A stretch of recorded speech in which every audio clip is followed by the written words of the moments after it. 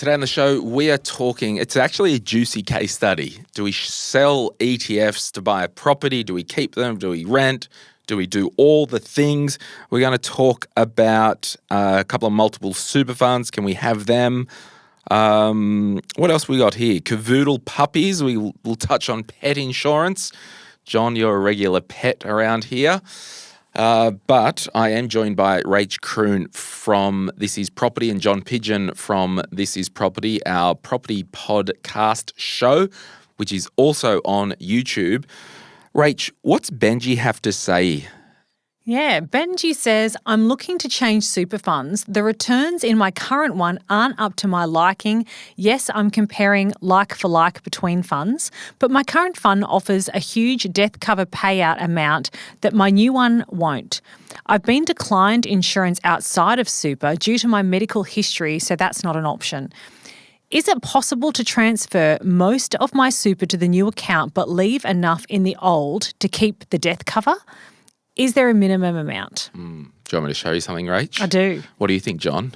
Oh, look, you're the expert in that space. Yeah, he wasn't paying attention. Hey, basically, what you can do, this is perfectly normal strategy in advice land. If you were moving super funds and you had some group cover or default cover in your current fund that you wanted to keep, you can do a couple of things. You can leave 10 grand in there, 5 grand, whatever, check with the fund and see what the minimum is. You also need to make sure, I don't think it's a problem for the lump sum covers. I know for the salary continuance, it could be an issue. You need to make sure that based on the fund rules, and I think the legislation with the insurance was around 18 months to 2 years. If the fund wasn't active, they could either cancel the insurance, particularly for under 25. No, I don't think there was an age on it. I'm scratching the bottom of the jar for some old data. But fundamentally, check with your fund, see what the time stamp is for what they deem an inactive fund. So if you had $10,000 in there, for example, and the fund didn't do anything and the premiums were just taken, in 5 years without a contribution, based on the fund at the time, they might say it's an inactive fund. We're rolling the super over to the government scheme and you'll lose your insurance. Or it's an inactive fund, we'll stop the insurance. So you need to make sure it's an active fund. That could mean once a year, just set an auto payment on your automatic internet banking, or even do $1 a week, whatever, just so you know that it's always front of mind, and just do a personal contribution. Once a month, $1, once a week, $1, whatever that is, just to activate that fund to keep it active, receiving contributions. That's the first point. If you got 300 grand in super, sure, leave 10 grand in there. If you got 50 grand of super, I'm probably just staying with the fund. So that's the first point. The second point is, what do you do? You might choose, I'll just leave it in the cash option, so it's not really growing. I'm probably still leaving it in a conservative or growth or something, so at least ticking along. But yeah, Benji, you can actually do that. It's not a big issue. Does the age of Benji come into account here? Not really. I mean, the only way an age would come into account with the unitised insurances, it might get to at age 50, for example, every year they'll decrease the amount of units. So you might start with $500,000 of death or disability cover that's default, whatever the default is, and then every year it will decrease to $480 and you'll pay a unit price. So that's the only real age thing there. But in principle, absolutely you can do that. And I would say, Benji, just check. I've been declined insurance outside of super due to my medical history, so that's not an option. Please grab accident-only income protection insurance. It won't cover you if you need gallbladder surgery or some insert, something medical that you're off work. But if you're walking down the street and roll your ankle and you can't work for 3 months or whatever, if you have an accident, if you get hit by a postie on a bike and you can't, claim on their insurance, but you vibe me, any type of accident-only income protection, outside of super. It's cheap. It's still tax deductible. Put it on a 3-month wait, knock yourself out. Whatever that is in your world, that's still an option. So, yeah, that's, I don't know. Do you have any other comments on that, John? No, I don't think so. Like, I think you've nailed it. It's, yeah. I mean, it's common that people want to change super funds for different reasons, isn't it? And 90% of the time I feel it's just don't complicate it. Yeah, and to be honest, that's why I was a bit surprised. The return in my current one aren't to my liking. Yes, I've compared like for like between funds. I want you, and I don't know the detail, but most of the big major super funds, the returns are within 1% of each other. And there's no guarantee of future performance. I've kind of, people will hate me for this, but it's kind of all the same, I think. But what do I know? Yeah, so go for it. And her question or his question, is there a minimum amount? Check with your super fund. So if they said you need to have at least $5,000 in the fund, or we cancel insurance, or we call it an inactive account, or whatever the criteria is, I'd probably have triple the minimum, just as that buffer. If life happens, and I honestly think the more I think about this, I'm setting up a $5 every quarter or $1 a month that leaves my bank account, just so it's always front of mind that that's for the insurance, just to keep that account active. Yeah, I didn't realise you had to have an active super fund. I thought it just had to have a minimum balance, so I've just learnt that. Well, it could vary between the funds. Yeah. So funds might not want money on, if it dropped under $5,000 or whatever it was, they just don't want the admin to send out statements and have these inactive members. So I think they just roll it to the to the super rollover scheme. So, and just check with that. Check out Lost Super. If you haven't, log into your ATO MyGov, have a look at your super funds. If you do have insurance set up by a financial advisor that's paid from your super, that insurance policy will be listed as a super fund with $0, because the insurance-only super policies, far out, I just looked at the time. We don't usually record this early of a morning, and I am going for it because I'm at peak Ritty. That's why I'm like, so they set up effectively a separate super fund with no FUM or investment amount, only insurance, and that gets a rollover from the super fund. And that's how it works. You can't roll over super money to an insurance policy. You can only roll over super to super.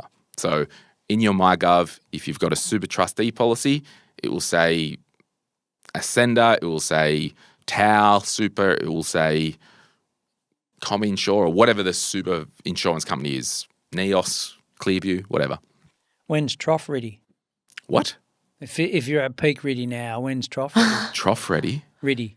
Trough. As in you got a peak and then you have a trough. Oh, look, I reckon after lunch I'll be, because we don't record our Tuesday main show until like 1 p.m. on a Wednesday, and now it's like 10:30. Shock the there system. We go. John, what's Daniel say? Or Danielle? Danielle says hello. And a big hello, by the way. I'm recently new to fortnightly pay cycles and wondering if anybody has any tips or hacks on making the transition smoother. Well, Danielle, if you're a business owner, you don't know when you're getting paid next, so it's good that you're getting paid consistently anyway. Fortnightly. Well, I would say, if I double click on your point, any business owner, you need to get to the stage in the business where you are paying your personal account a fixed regular amount, and the business account will go up and down, because whether you run a business or work at Woolworths, you have personal expenses, and we need to get that cash flow as smooth as possible. Yeah. What do you think, Rach? Yes, I've always had a fortnightly pay from the business. Yeah, ever since we started, even when it had no money in it. We're the same. Yeah. So I used to pay myself fortnightly from the advice business, but now I just pay weekly. Because I think it's different. Like Runs out over a fortnight. Yeah. If you're running a business where you've got different casual staff, but because mine's all set, everyone's get the same amount every week, including me. it's just I don't do a pay run. I've just got automatic transfers that are set in the business account. Yeah. And that's kind of I always like to keep that business account with a bit of cash in it, because if I die, I feel like telling the staff, hey, if I die, I don't know, you've probably got a good 5 weeks of pay and then it will stop. So call Rod Pye, my bookkeeper, and get him to transfer some money over. But to your point, you've always paid yourself fortnightly.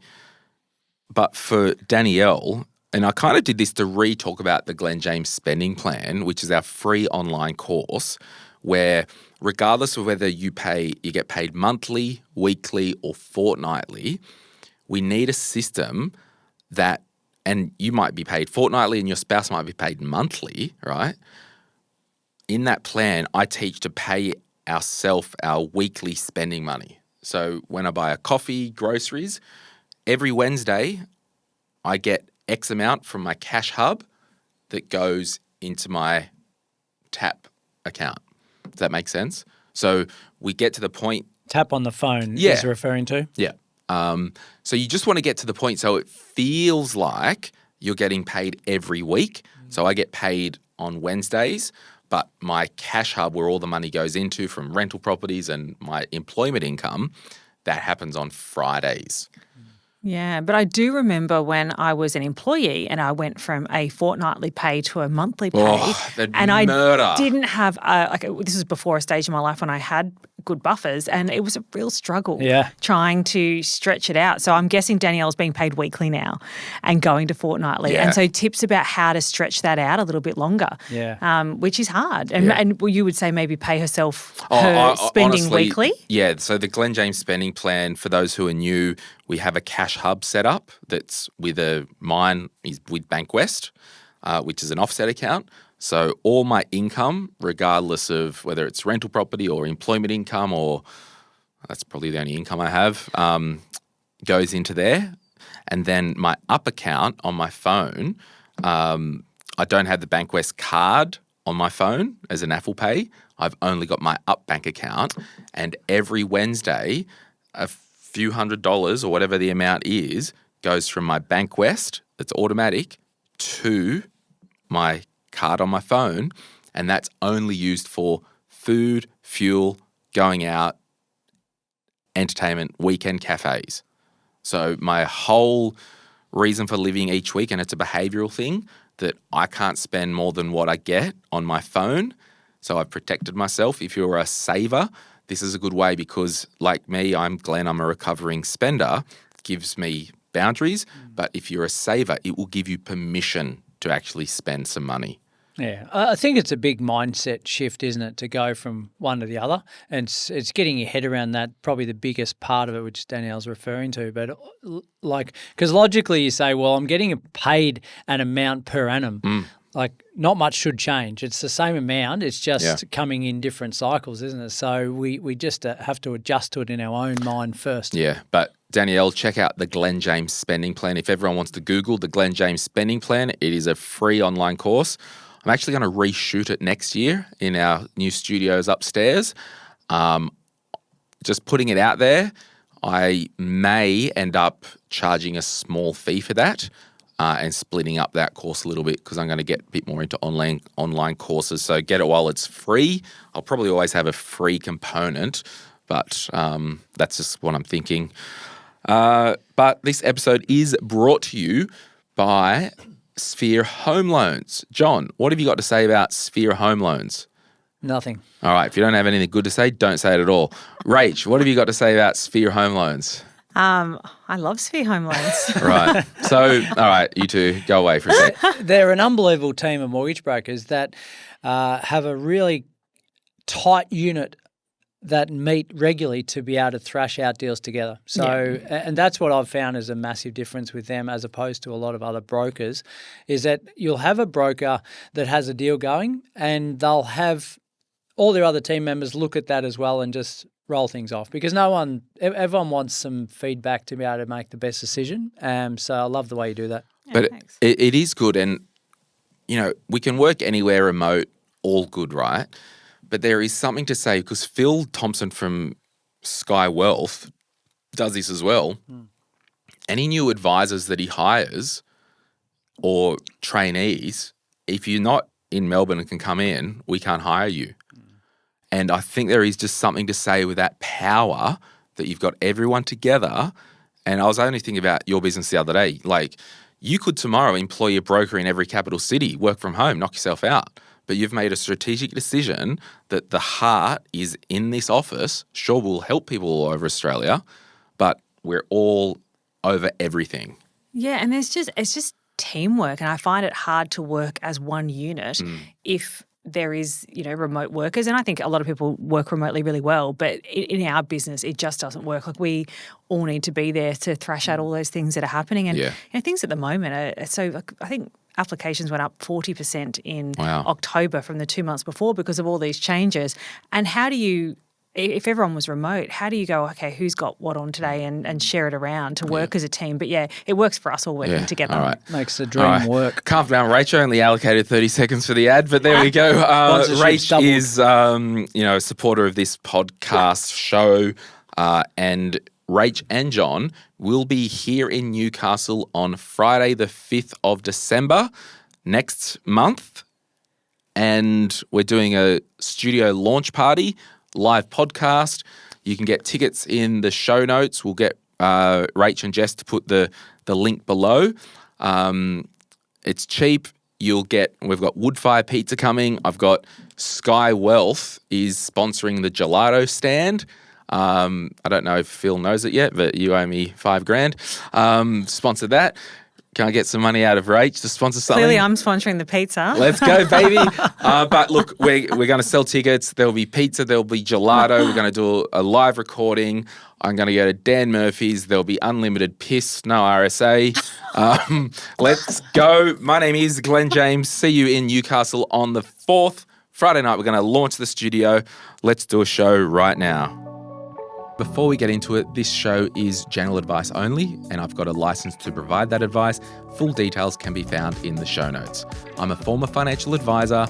Now I do the Money, Money, Money podcast. If you're a regular here, we call it M3, and we do a podcast called Retire Right. I've got a book, The Quick Start Guide to Investing, is available wherever good books are sold. There's a link in the show notes if you want to turn up your investing to 11, or if you're just getting started. Let's get into it. Thank you so much for being here today.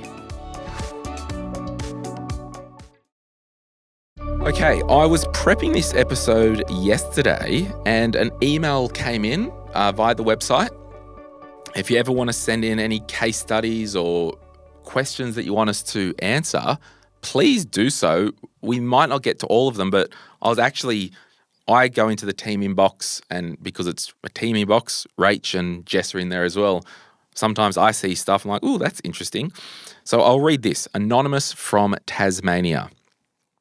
Hi team, I'd love your thoughts on a rent versus buy dilemma as I start my career next year. I'm 30, finishing uni, and about to begin full-time work as a nurse. That's pretty cool that we're starting at 30. So they've lived some life, got some experience in the early 20s, and Anonymous is like, you know what? I want to be a nurse. Or drawn out a 10-year nursing Or degree. done that. Right now, my partner and I live rent-free about an hour from the city due to his work, which means I'm able to invest around, get this, $1,000 to $1,300 a fortnight. I know this is a privileged position, but once I start my new job, I'll likely need to move closer to the city. Here's where I'm stuck. I have around 40K in ETFs.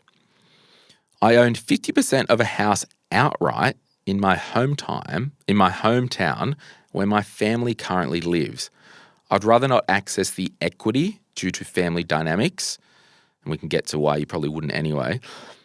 In the future, maybe in 10 years, if my family moves out, I'd consider renting that house to help offset the costs of renting closer to work. Hometown's obviously out of the city. So here we go.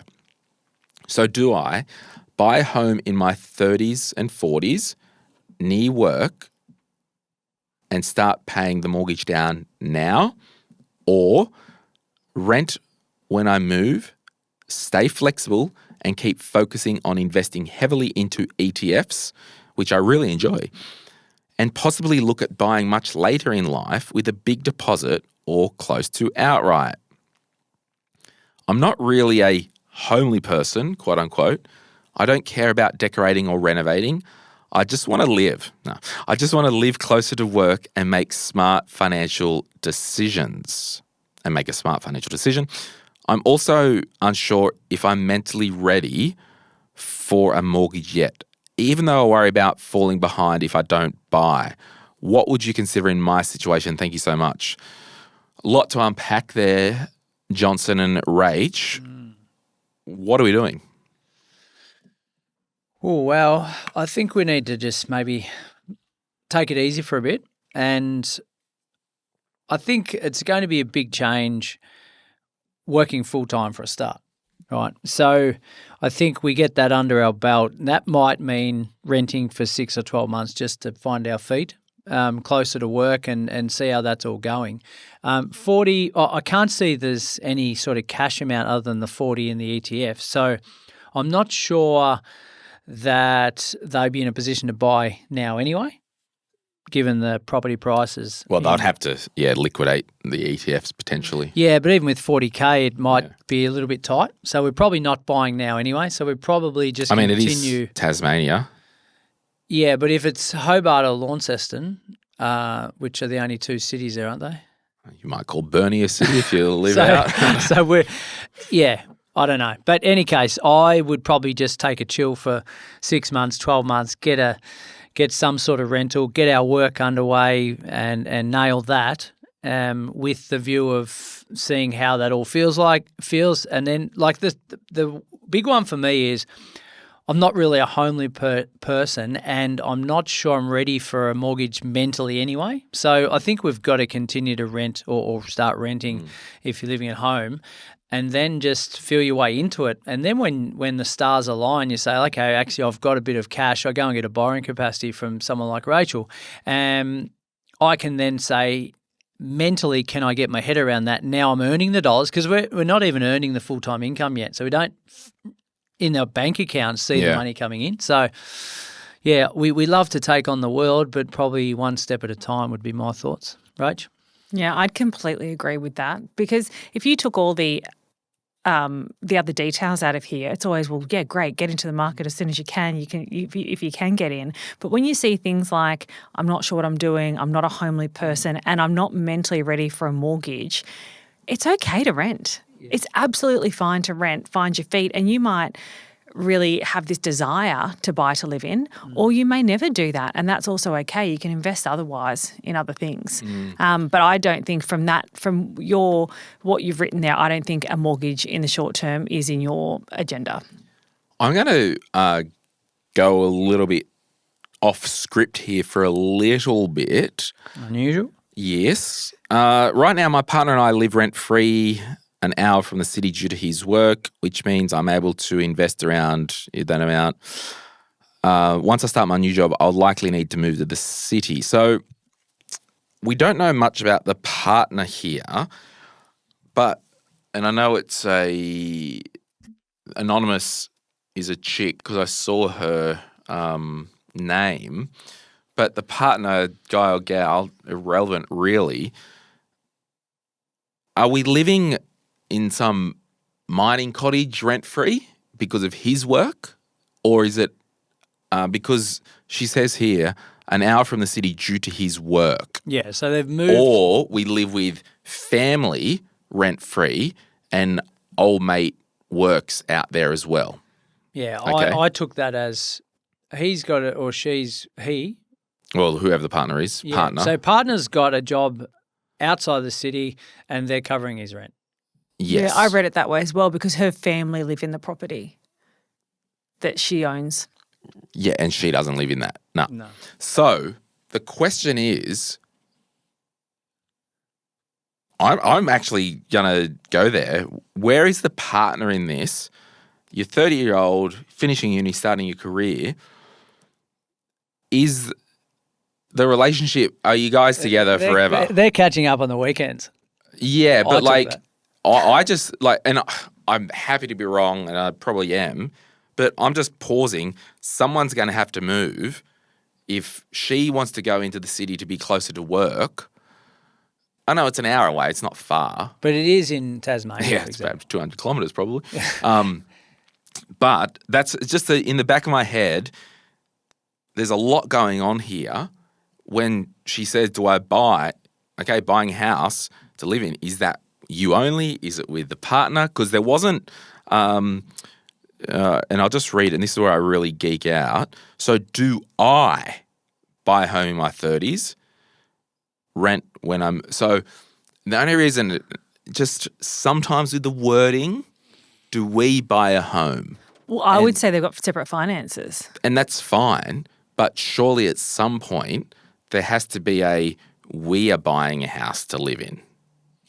Yeah, there's no we in this conversation. Like partner could have been not even mentioned for why where I'm reading it anyway. But if the situation was, okay, we've got enough money to buy a property now and we want to move to the city, and that was just a one-off thing to go out to that hour away sort of scenario, then go and buy in your Launceston or your Hobart. And I'm probably, looking for a story that there isn't a story here. But if they don't live free for his or her work, can they both move an hour in, and will their salary, the partners, get a salary increase, and then we both move to the city and partner commutes back an hour? I don't know. Anyway, a lot of moving parts. I just wrote down a couple of comments. Just on the left behind thing, I know a lot of 30-year-olds, and I know a lot of 30-year-olds don't have 40K in ETFs and own half a house. So Mortgage-free. So I think I would implore you to know that you're very well established financially and you're not going to be left behind. But what else? And just maybe before you go on with that, like I don't like when people say I'm falling behind. Like it's just it's not about everyone else. It's about what you can do at the time. Yeah, but society makes us think that way. I know, we've got to stop that, don't we? Or try and shield ourselves from that. Yeah. It affects our decision making. Especially 30s are a very prime age to feel that way too. I think 30 is that age where you go, what have I done? And this person may have made that conscious decision to party in their 20s and then go and study. Like, that's fine. The person who might be financially ahead of them, if we were comparing, didn't party. Yeah. Right? Simple as that. Or didn't travel. I just want to live closer to work and make a smart financial decision. Yeah, so if you are going to rent so if you're going to do that and you want to make a smart financial decision, it means that either you're going back to the partner on the weekends or the partner's coming into town on the weekends. So whatever that looks like, the smart financial decision is the one-bedroom apartment in Hobart or whatever, because you'll go back to the partner most weekends. To rent. Or if you're renting and partner's coming into the city every weekend, do you want a bigger apartment? So it could cost more. So I think the partner does play into this.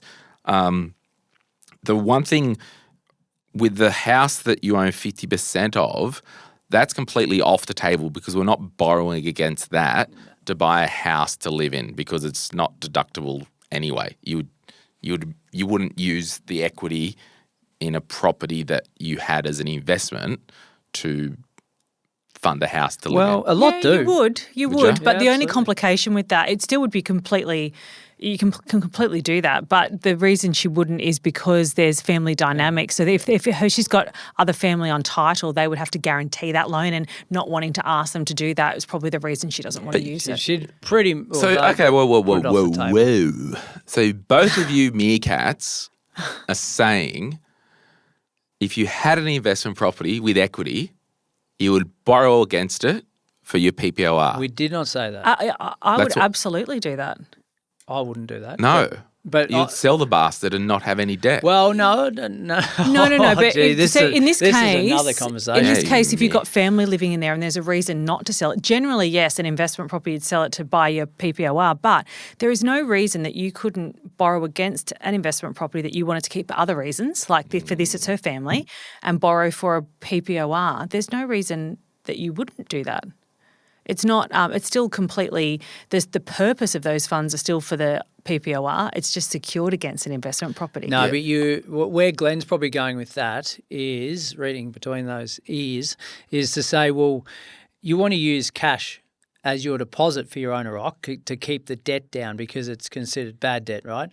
Whereas, so if you're doing that, you're getting equity out of your investment. So you're basically borrowing 105% if you're paying stamps to buy something that is your home to live in that none of it's tax deductible. It's not tax deductible, but if that's what you wanted to do, you could absolutely do that. Yeah, you physically if you didn't have can. the cash. Oh, yeah, I'm not saying financially. you physically can't. You Yeah. physically can. But you would, he's saying, well, maybe sell that property so that you've got a cash lump sum to Most put people down. would absolutely Yes. do that. But yeah, if that 100%. property is in a blue chip region, it's going to experience growth, then you've got two assets that are working. So Yeah. Yeah, I think we all agree that find a cheap rental for next year, do a 12-month lease, start your career, rent, chat or get off the potty with partner if they're not, I don't know, like there's probably no story there. I just like to be a bit spicy. And don't get a mortgage until you're mentally ready for one. Yes, totally. I just did a bit of Google mapping. I reckon, Anonymous, you are living in Triabunna. Why? It's about an hour from Hobart. There you go. But There's No, lots it's of just places a nice in our coastal town. Right. Yeah, just. But is there a mine there or? No, just But what's the partner do to get a furnished? probably works on a fishing boat or. Could be what? I don't know many fisher boat owners that get free accommodation part of their lives on job. the boat, mate. Anyway, and just as an underline, in these situations, what you could do, Anonymous, flick it back. What would you tell your best friend to do if this was their situation? And you'll probably find your answer. You might not too, but anyway, good little chat there. So yeah, I went to this pub the other day, walked in, and I said to the bartender, The pub thing lost me because he never goes to a pub. I asked the bartender for something strong, and he handed me his opinions on crypto. Okay. I want to be getting better, otherwise this little segment that he's created is going to be gone. Please leave your feedback on Glenn's jokes. On Spotify. Yeah, I told my mate he should stop acting like a flamingo. He had to put his foot down. Whoa! All right, we'll. What else are we going to do here? I'm going to go to the segment. Yeah, let's go to the community segment of the week right now after this. If you're after personal financial advice, don't get it from a podcast. But if you want guidance tailored to your situation, head to moneypodcast.com.au and click Get Help. We'll connect you with one of our trusted professionals, financial advisors and mortgage brokers, who work with people right across Australia. No matter where you are, they can help. Now, before we get back to the show, a quick reminder to protect your financial life. That means having income protection sorted. It means having death cover if there's any debt or dependents relying on you. It means getting your personal insurance in order. Most people insure their car, they insure their house, but what about themselves? Sky Wealth, who support this podcast, are specialist financial advisors who can help you get the right cover in place. Their advice is often more comprehensive and better value than going direct through your super. Book a complimentary 15-minute chat at sky.com.au. That's skye.com.au. And they'll point you in the right direction. Okay, we are back. Hey, remember, if you don't like these longer episodes, we've rebooted the podcast. This is daily. It's got 10-minute clips every day, 7 days a week. So thank you for doing that if you don't like this BS. Now, we asked you in the Facebook group, and if you're not in the Facebook group, just put you heard us on episode 846 on the way in so we know you're not spam. What's the best value for money item you've ever bought? The one that just keeps on lasting. Gemma says, lounge from Harvey Norman, 17 years and still going strong. Felt like an expensive purchase at the time, but has proved to be one of the longest lasting items in our house. Go on you, Harvey. Sarah says, my Black Wolf backpack, 24 years and 101 countries, and it's still going strong. I agree, Sarah, that they are strong. I've never heard of Black Wolf. Haven't you? No. I got a really good Toomey backpack for all my podcast gear and travel, and it's leather and it's. You usually don't go trekking across the Himalayas. Oh, do you reckon this is actually like a backpack? Yeah. The true It's, backpack's it's a used proper for. backpack, like the big ones. Oh, Not the one you go to a corporate meeting with Yeah. in your leather. Sorry, I loves just like that backpack. Vicky, Righto, Dora. height adjustable standing desk and Herman Miller chair. They save my back and posture. Do you like the new studio chair, Rach? It's okay. It's got a great back. It's great. Yeah. They're hard, everyone. Rach, you can do Carrie. I'll do Vanessa. Quick start guide to investing by some bloke. Love it. Carrie, menstrual cup. John was a bit awkward with saying that. John just didn't want to say, can you just say menstrual cup, John? I can say cup. Menstrual. Ashley, first response pregnancy tests instead of the cheaper test strips.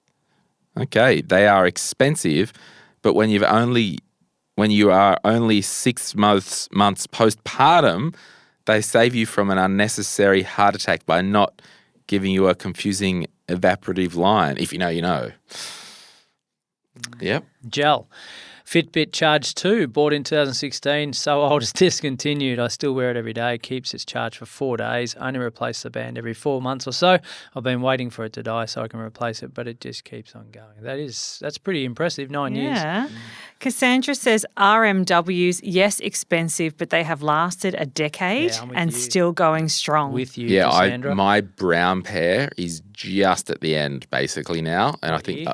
I had them maybe 9 years, and it'll be 10 next year. I got them in 16. I've had them repaired like 5 times, new soles, and yeah. Yeah. So my black ones, 2013, haven't replaced any of it yet. Really? Yeah. Not walking enough, I bro. must. I don't have a pair of RMs, Yet. but Andy hasn't been. He rotates them. My That's all, black that's all ones he that I wears. use for like working and stuff, they're like white from spraying upstairs over the weekend. Taz, cast iron fry pans, yes and amen. Stainless steel commercial pans, Apple Mac laptops. Interesting. Yeah. Do you have the cast iron? Yeah. Yeah, I've got the Le Creuset. Is that the Oh, one? I don't know that brand. Yeah, they've the French and they've got the blue and the orange and I don't know. I haven't seen them. would I'm have. excited. yeah. Yeah. they're good. There's the lid real light, No, they're heavy cast Yeah. iron. but I thought that one of them comes with a really light lid. Right, maybe. Mm. Well, my favorite thing in the kitchen is my little Le Creuset skillet. It's about that big, about as big as your hand, and it's just great. Love that. Toddy says, just threw out my Victor lawnmower. It was still running fine after 35 years. Was cutting a bit rough, so finally let it go.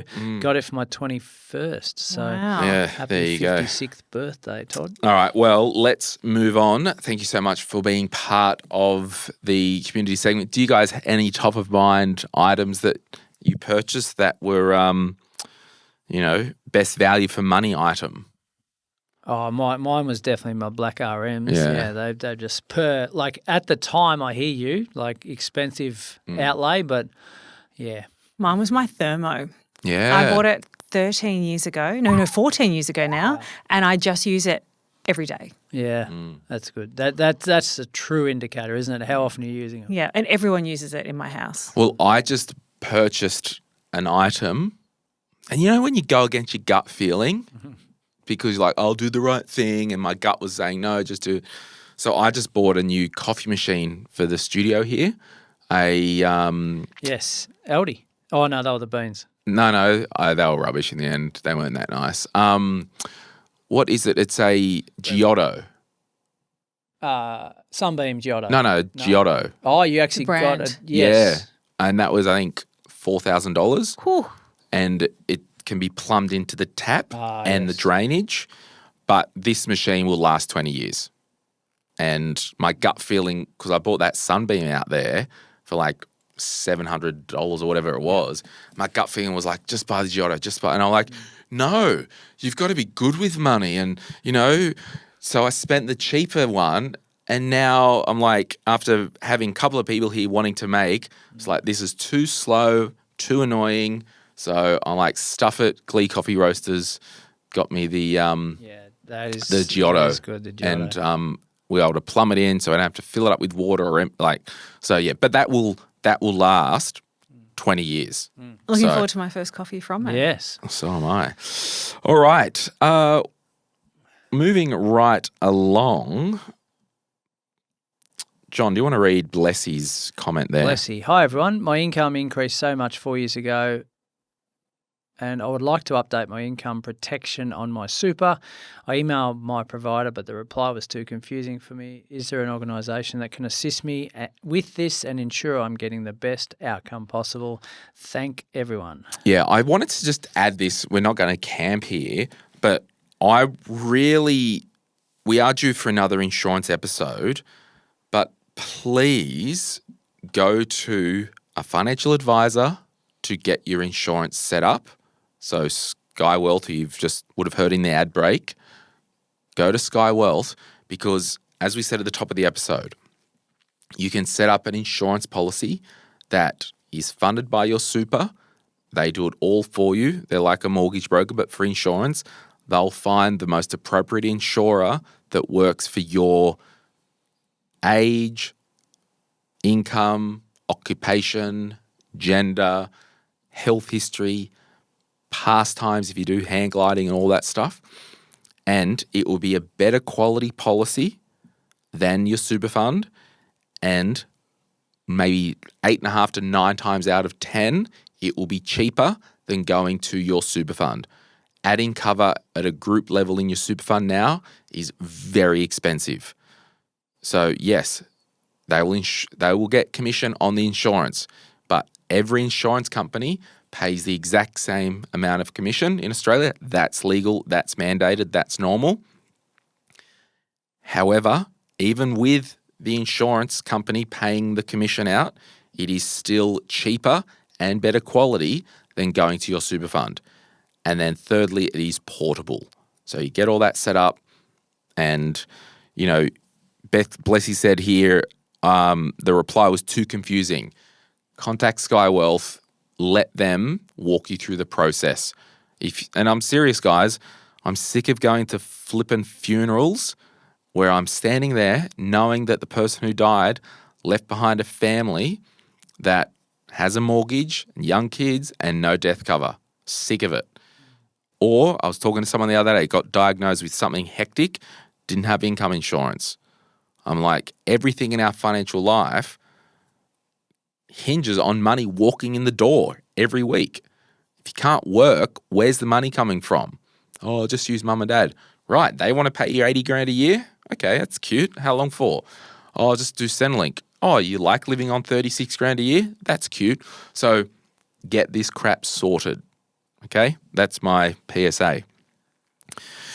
Rach, we've got to talk about Hanky in a minute, but Bernadette, hey everyone, we've just brought home a cavoodle puppy, and I'm trying to decide on pet insurance. Has anyone had a good or not so good experience with Trupanion or Pet Insurance Australia?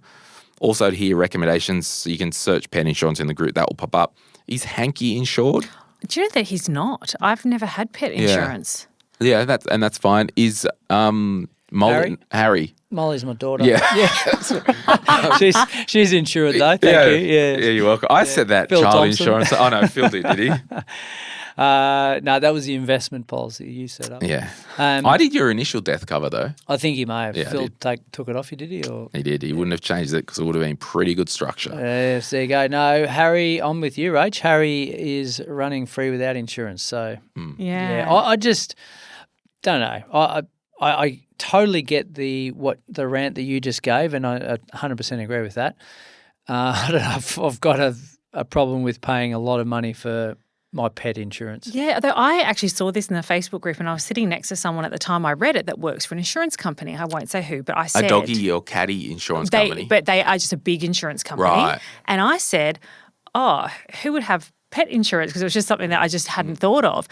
And he said to me, we actually stopped doing pet insurance as a business because everyone was claiming it was actually not profitable for us. So in my mind, not knowing anything about pet insurance, I thought, oh, they probably don't pay or something like that. But it's actually a very good policy because everyone does claim on it and it's not an expensive policy. So, yeah, I learnt by that, asking somebody about that. Did it initiate you to get some or not? No, I didn't. No. So for me, like if we go to the full spectrum of insurance, so we and everyone just strap in because until I finish my point, you might have a bit of a stroke along the way, all right?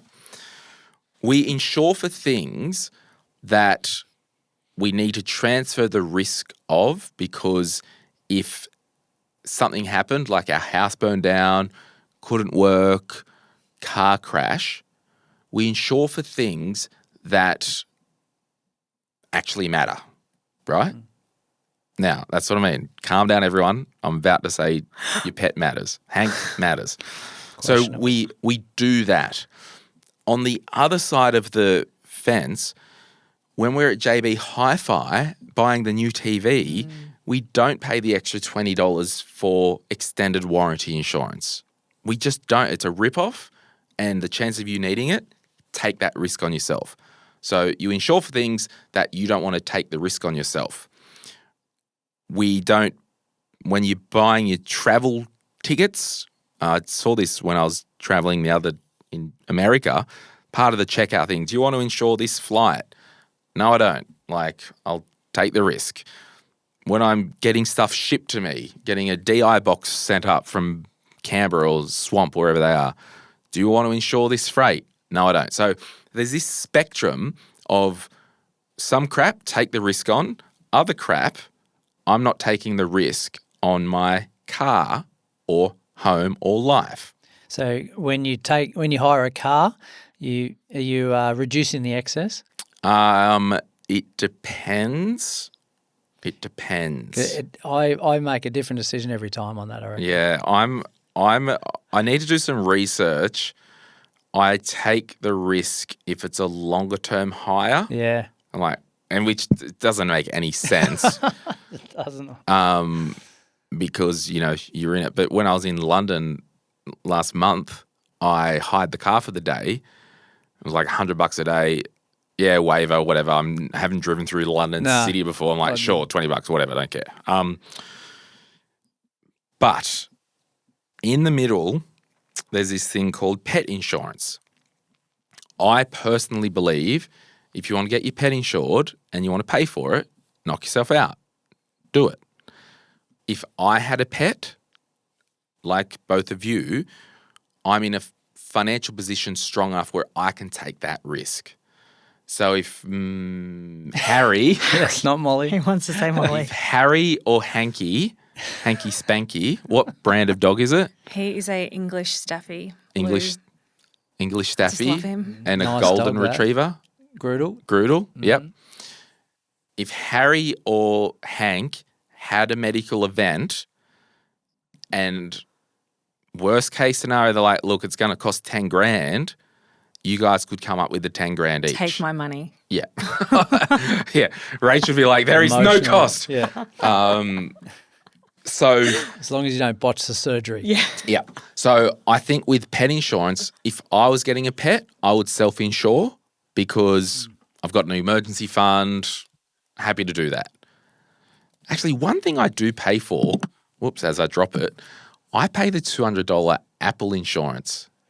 Do you? Yeah. A year or? I think it's for 2 years or something. Right. I don't know, whatever it is. I think 2 years, maybe, Apple Care. Does anyone know? Anyway. I don't know if I do or not. Well, because I bought this outright. It's the new 17. It was over $2,000. And because I'm carrying it all the time, I'm like, that's a pretty good trade-off if I drop it and it smashes. Yeah. A month before But it's this about is to go. the logic with insurance. It's weird because that also flies against all my logic. It does. You've just contradicted yourself. Yeah, He did. Yeah, it does. But that's okay. But- we're allowed. And it's quite expensive if you go, it's 10% of the capital value. Well, but I'm just like in my mind, the frequency of use that this thing's always strapped to me. And I think it is that more Apple Care, they just sort it out. I don't know. It's Yeah. I had whatever. this conversation yesterday with Molly, not Harry, Yeah. about is my phone insured? She was asking me. I'm like, no. She goes, why not? You use it every day, Dad. And I'm like, well, I'm pretty careful with it, but I insure yours Yeah. because I know she'll drop it. Yeah. Yeah. So back to the doggy stuff. There's a couple of things. General rules of thumb here, which I tell people. Number one, you want to insure the doggy as young as possible because the older it gets, if you're starting with a policy or the caddy, whatever it is, could get a bit more expensive.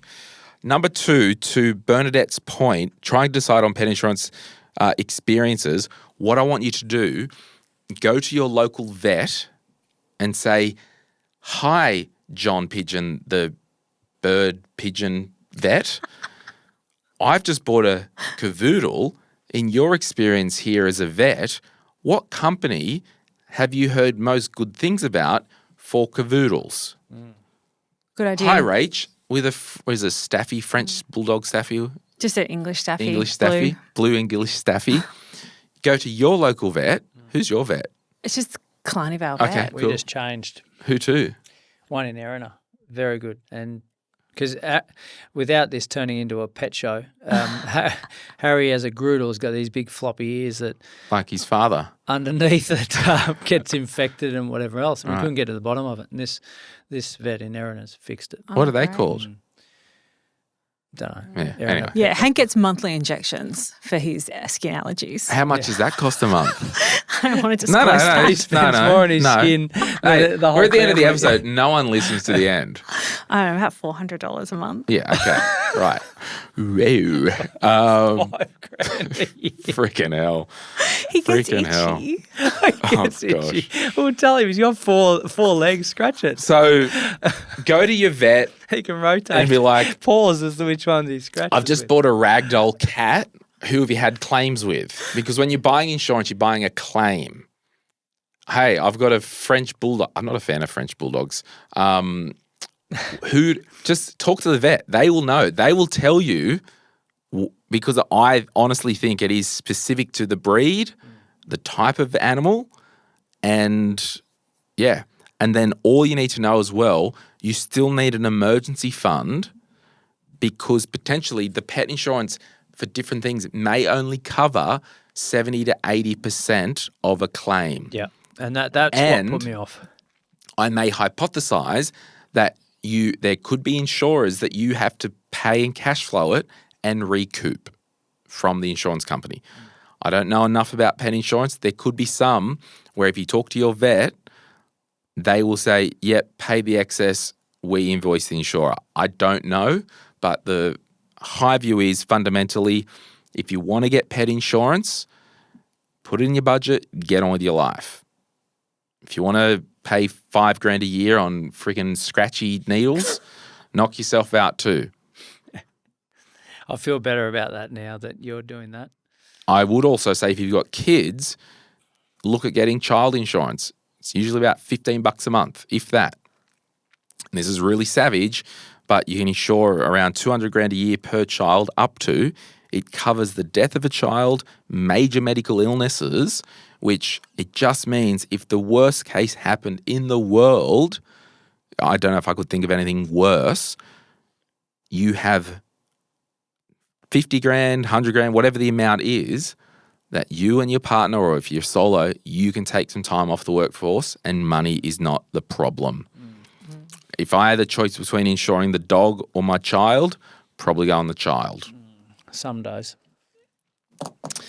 There you go. Harry, the little doggy dog. Harry doesn't answer back. Nope. Does Hank? Hank doesn't speak at all.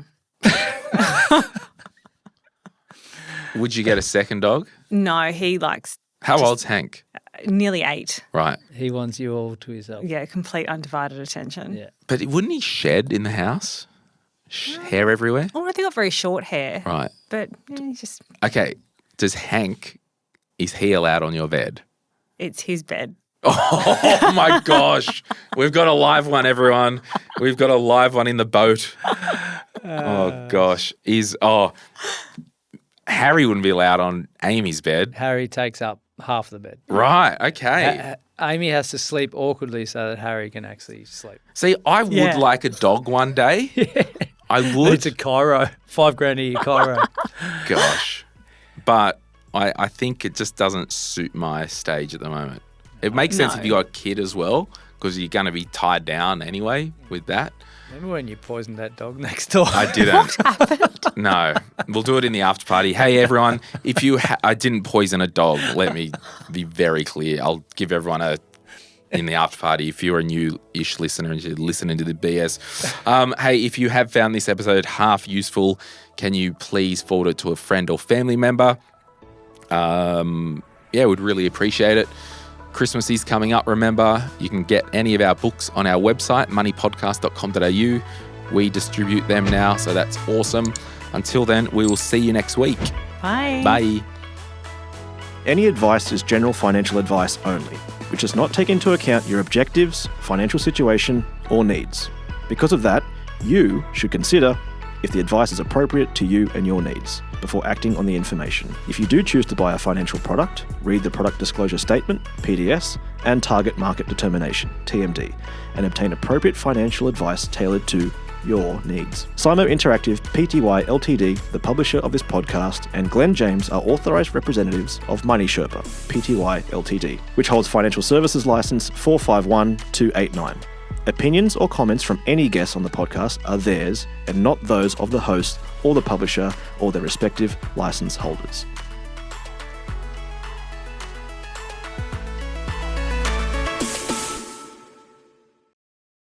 You know how I lived at Blue Bay? Yeah. I can see So- your place from my place. Yeah, that's right. So you know the T intersection on your place? Yes. So if that was your place there, and then that was Bay Road, there was a house there, right? A house there, and then my driveway was there, right? I know where that is, but why did you poison it? I didn't. John's being a cockhead. It Anyway. suddenly died after he whinged. No. Long story short, when we started the podcast, it was in my upstairs bedroom, right? Yeah. And the block next to it that faces Bay Road, their backyard was under the Yeah. room. Right. Anyway, they had two collies, beautiful dogs, but they would bark all day long, howl all night because they had them Collie's locked. got to run. They need exercise. They need to get the energy Yeah. out. They're farm dogs. They're farm They had them dogs. in this little shed at the back. And so these were going on and on. And I was talking to the neighbours and like, you hear? And they're like, yeah, it's crazy. I went and saw them. They didn't really do anything. Reported it to council. They sent rangers out. Rangers like, yeah, we didn't hear anything. Yeah, of course not. Like, I had videos of them barking. Long story short, I went around to about 10 neighbours because it's quite built up. There was the units on the corner there. Yeah. I got probably 12 signatures from residents, and because no one else cared enough, I guess I'm a psycho. And like the lady next to him was going through brain cancer as well. I'm like, dude, we'll do something and I said, with kindness, I've not ever seen these dogs get walked. They're locked up at the back. They're barking because they're bored and got so much energy. Oh, no, they're quiet. Then I showed him them barking when he wasn't there. They were barking when they went out. Long story short, nothing changed. And I'm like, all right, got to take it into my own hands. So I went to the courthouse and soothed the owner, put a claim in at the local courthouse because I needed some action. One, I think it was actually pet abuse or animal, like it just wasn't good for these animals, right? That was number one. Number two, it's actually a problem. Like, this is ridiculous. And he said, oh, we've tried the citronella collars and Especially when you're working from home. yeah, it was all through COVID and it's cruel. it was actually these dogs kept in the back little shed. Yeah. No, anyway, it's horrendous. And I said, I haven't seen you walk them ever. Anyway, paid a PI that I knew to serve the documents because you have to be going to court. Then Anyway, serve the documents. And the next day when I was walking around to like Flower & Co. to get a coffee, he was freaking out the front the next day. Like, hey, mate, how are you? Did you get the mail yesterday? But the annoying thing was I just put the claim against the property owner. His wife owned the property. I'd never met her. I'm like, anyway, long story short, and there was some interactions. Like I wrote him a letter and put in his letterbox. Like, can you please shut the dogs up? I got so enraged. He came around one day before this, like rage. Did you do this? Like, because he stayed at home all day, this guy. You think you move up from Sydney and you think you can do this? I'm like, bro, grew up in Berkeleyvale down the road. I was like, that's beside the fact. The dogs are annoying everyone. So it's this real tension thing. So I sued him. He's like, oh, we don't want to go to court. I'm like, well, can't really uncourt it now that it's been lodged. Anyway, I said, look, I didn't want it to get to this, but it's actually a problem. I showed him videos of the dogs barking nonstop while he wasn't there. And he's like, oh my gosh, I cannot believe. I'm like, this is what I've been trying to tell you for 2 years. And because I just want to get on with people, right? So you sue them. No. And he goes, oh, I called the lawyer and they said they can't work with me because there's a conflict. I'm like, that's right, I own this town. And you know who he called. Yeah. And he goes, then I Googled you and you got a bit going on. And I'm like, yeah, I don't care, just want the dogs. Anyway, it was actually quite a fun, interesting thing. Like, and I'm like, look, come around, you know, let me know how you're going. Because I was home all day with, like, it was post-COVID, but still working from home. We ended up coming around for a coffee a few times and we're like kind of friendly again because I don't want enemies or I'm happy to have a coffee with my neighbour. So we're like making him coffee in my house, having coffee. Meanwhile, court date's in 6 weeks. Like, because he's like, do we have to go to court? I'm like, yeah. Like, anyway, the month before the court date, and this was like, 5 years into me living there with the dogs barking. The month before the court date, you just could not pick the timing. He came, the dogs were quiet. Oh, dogs are fixed. He must be exercising them.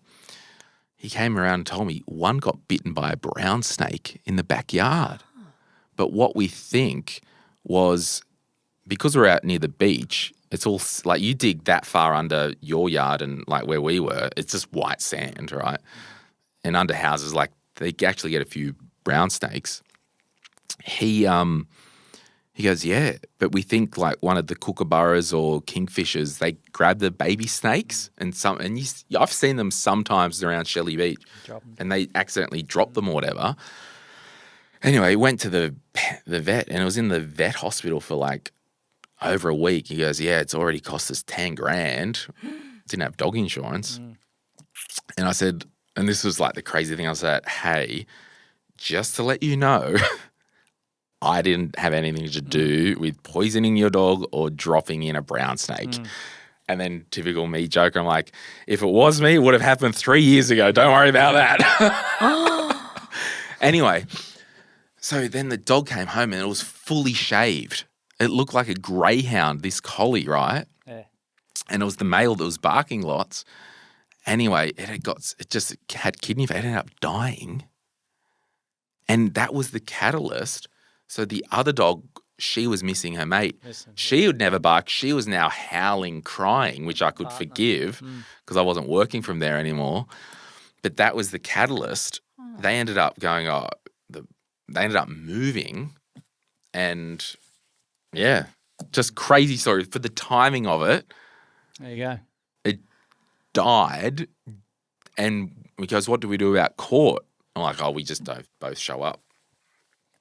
Horrendous. Crazy. So, John, no, I didn't poison a dog. All right, bye.